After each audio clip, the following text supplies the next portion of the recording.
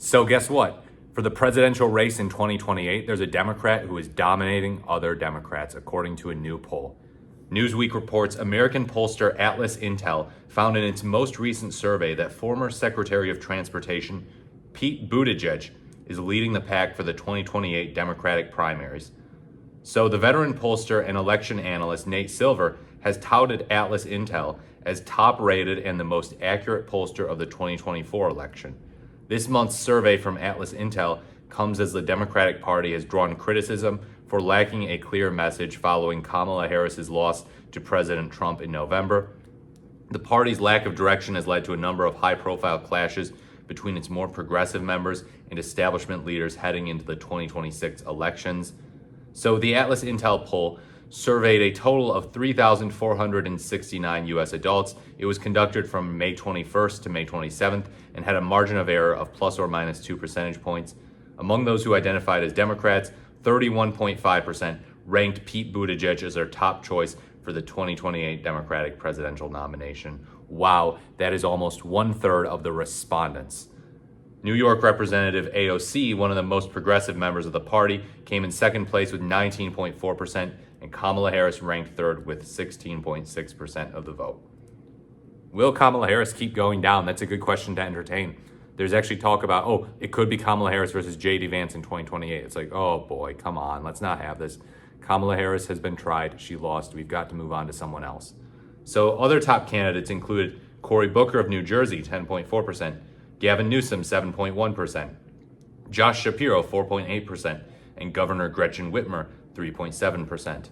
Among Republican voters, 37.3% said they want Vice President J.D. Vance to be the party's 2028 nominee, followed by State Secretary Marco Rubio at 18.7%. So within the Republican Party, the lead that Vance has is broader, bigger than the lead that Pete Buttigieg has, but not by that much. He's in the 30s, his closest competition is in the high teens. Donald Trump Jr. secured 8.8% of the vote, and Florida Governor DeSantis snagged 7%.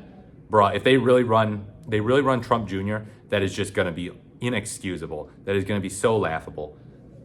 But 15.6% of Republican voters said they would choose none of the above, according to the poll. Okay, so here's the question for you. Do you think that Pete Buttigieg grew his beard because he's going to be running against J.D. Vance probably? He expects to do that, and so he grew the beard in order to match Vance, match and mirror. Like, okay, I'm going to one-up you by growing a better beard than you, bro, and I'm going to make you look really silly. Do you think that's what he did? It's just kind of funny.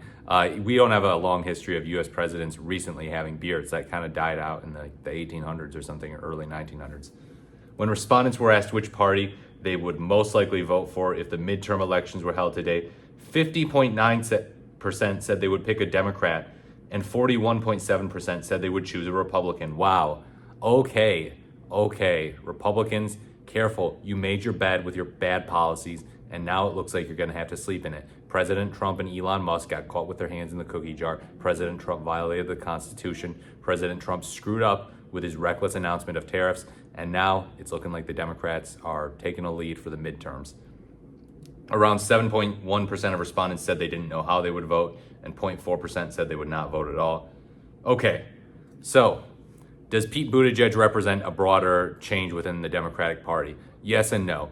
Yes, in that he's got this wiseness to go on podcasts, go on non-traditional media. It's like, okay, he's kind of taking the Trump 2024 route of getting out there, being non-traditional, being like, hey, look, I want to talk to some of these people who are not CNN, Fox News, MSNBC, even though he probably gets along with those types the most.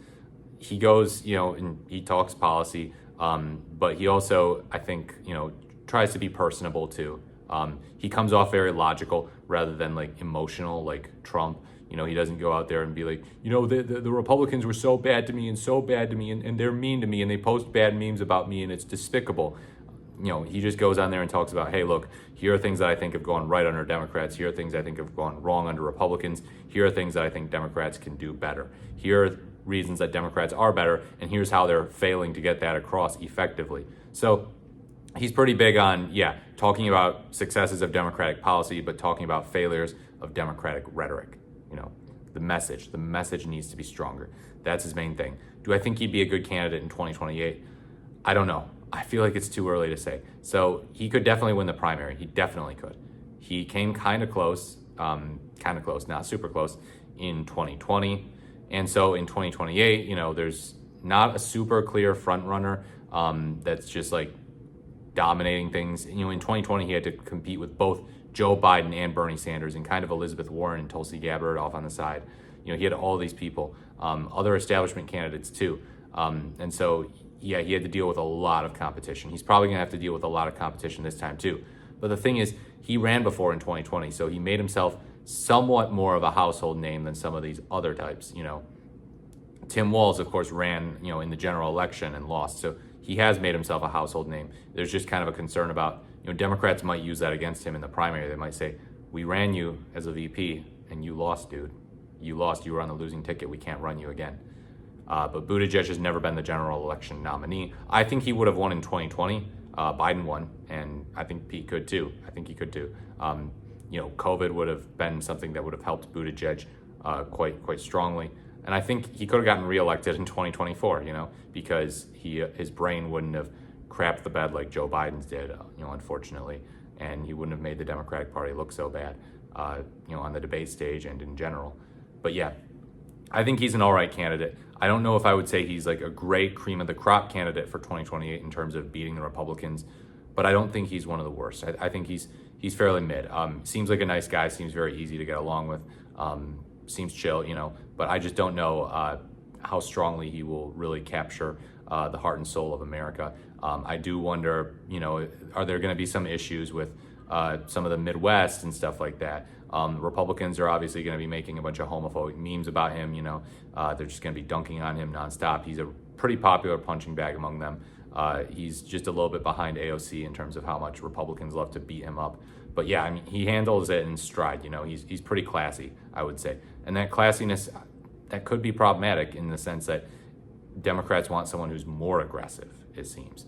Tim Walz is out there saying we need to be meaner. We need to bully them, bully Republican politicians, not just people who are Republicans, but yeah, bully them, he says. Be aggressive, in the elections, that is, not toward the regular Republicans. But yeah, Pete Buttigieg doesn't seem to bully them too much, if ever. He's a pretty mellow guy, and good for him on that. It's good to just, keep your blood pressure low and just take the high road. It's good on a personal level to do that. Do we know if it's good on an electoral level? Not exactly. It might be time to try someone who's a little bit more sassy, a little bit more feisty, someone with a bit more pep in their step, someone who's not afraid to say, hey, Donald Trump, screw you, jackass, except they would say even more inflammatory language. And they wouldn't be saying it to Trump because Trump is not going to be the 2028 candidate because we have a constitution that says he cannot be. Let me know what you think in the comments below. Do you think Pete Buttigieg would be a great candidate or a poor candidate in 2028 or a mid candidate, like I've said? Like, comment, or subscribe to the channel. Thank you so much for watching. This has been the Morris the Merrier, and I look forward to speaking to you in my next video.